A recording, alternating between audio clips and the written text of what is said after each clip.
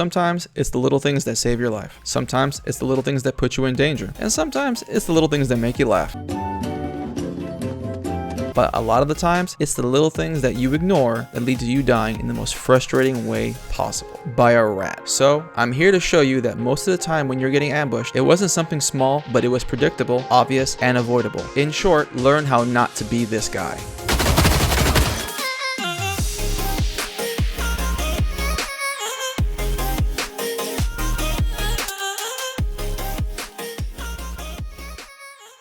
Now, I pride myself at being pretty good at sniffing out rats. A lot of it has to do with sound, map knowledge, but sometimes there are clues to pay attention to. If you're paying attention to the things I'm going to lay out, it's going to be a whole lot harder for people to sneak up on you and less likely that you'll walk into an ambush.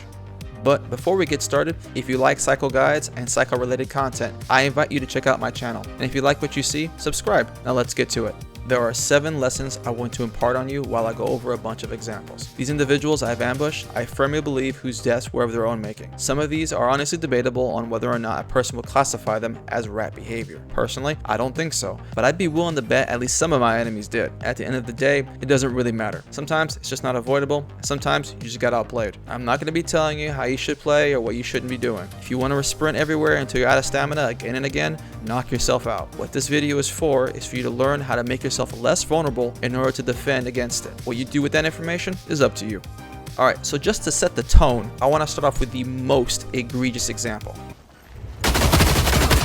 Okay, before breaking this down, was this avoidable from his perspective?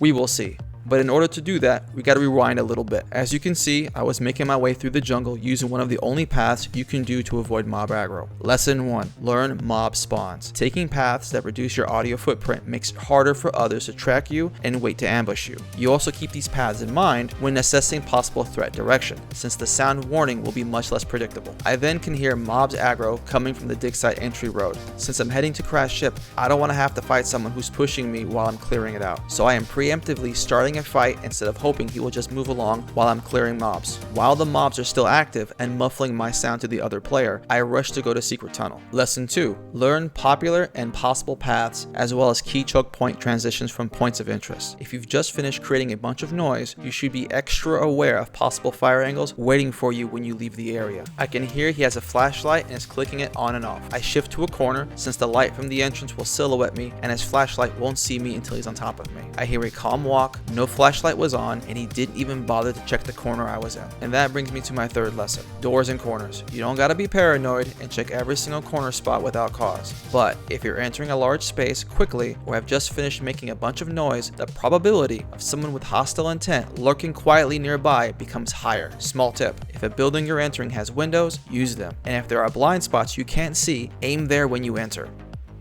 Hey, just a quick pause to the content. If you're still watching, leave a like and consider subscribing. It really helps my small channel out. Back to the video. Now with this example, we're going to go into the opposite direction. It's a bit more nuanced. Now, sometimes containers are bugged in that they look like they haven't been opened but have clearly been looted. And sometimes players will open containers and not take what's inside. With that in mind, I'm going through nutrition farms looting. The very first thing I do is loot a cooler, and sure enough, I get a resin gun. These are highly sought after, so the likelihood of someone opening the cooler, not taking the resin gun, and then it being bugged to look like it wasn't opened is pretty low. I go about clearing the area, being sure to check corners, keeping an eye on the common jump up area, and try not to aggro more than I need to. Everything pretty much looks untouched. I get to about halfway through the main building area when I notice these drawers. Immediately, I stop auto-reloading after killing mobs. I check the barrel stash, and even though it looks untouched, it's empty. And this is the 4th lesson. Loot details. Okay, someone's been here. We don't know how long ago, but it seems like they started looting the area, but suddenly stopped. Almost like they heard someone coming and decided to wait. I change my pathing, and I start by J-hooking back where I came from to enter the building from a different direction. I am listening for someone pivoting in place. I stop randomly to listen for any positional adjustments. I spend only the minimum amount of bullets I need to kill mobs. I wait and listen before reloading. After some time, I finally have confirmation.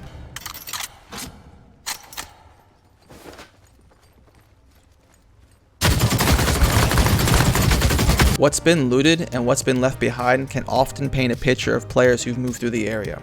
This next example is a bit more straightforward and likely a more common experience. I am right by power plant running towards a gunfight when I hear aggro coming from the river right outside Com's main gate. I alter my course and it doesn't take long for me to hear a distinct sound of someone running in water.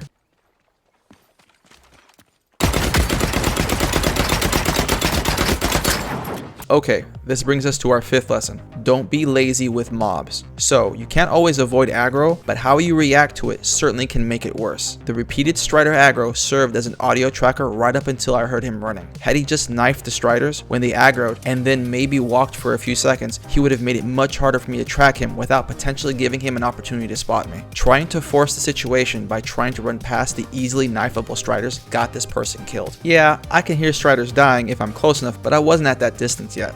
These next two situations are similar enough, so I'm only going to show one briefly and then point out the differences that are relevant to the lesson. Another common situation is that you're fighting a marauder or a set of mobs in a somewhat static location when someone rolls up on you suddenly. This is lesson number 6, preempting your position. In this first case, they had basically no indication I was coming until I started shooting. Two major mistakes could have made this not possible. First, I was hearing them fire for over 1 minute and 15 seconds. There is no reason killing a marauder should take this long. Learn to kill marauders efficiently in this video linked above. Second, this person has access to a 2-story building with doors and windows to see through with limited spots to shoot from. There is no reason to be in such a vulnerable position. The second situation is better in terms of position, using the 2nd floor, using a limited shooting window, etc. But this is how I knew they were there.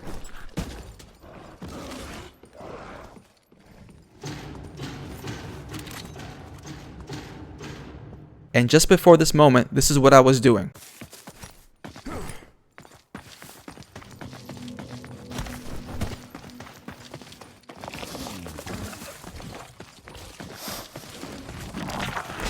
So this person was perfectly able to hear me aggro a marauder and could even see me if they were so inclined. So naturally, when they dropped from their defensive position, I engaged. In situations when you're static and spending time clearing mobs, position yourself in a place where it is more difficult for someone to engage you. And if they do, give yourself a path to fall back to. You also need to be paying attention to your surroundings. Face the most likely direction of approach when possible and stop to listen to other noises going on around you. Finally, lesson 7, pacing. So someone is nearby. You know this because they just fired their weapon. They know you're there. They know this because you just aggroed some mobs. And suddenly, you don't hear them anymore, and they probably don't hear you. You know they're there, they know you're there, they know that you know that they know you know, and all that kind of good jazz. It's awkward and boring, so you really have 3 choices. Wait them out, push through, or go around. Waiting them out is your choice, but you really don't need my help for that. Going around is up to you on whether or not that's possible. So with that in mind, let's talk about pushing through. You can slide jump corners, pan wide angles to check spots, constantly strafe, all while leaving yourself an opportunity to run if you take too much damage. You can methodically clear each angle while providing yourself as much safety as possible. These are all great options, but please do not slow peek angles once you know there's someone nearby who's aware of you. Slow and stealthy is no longer a safe option. If you're going to push into a situation like this, just commit to it.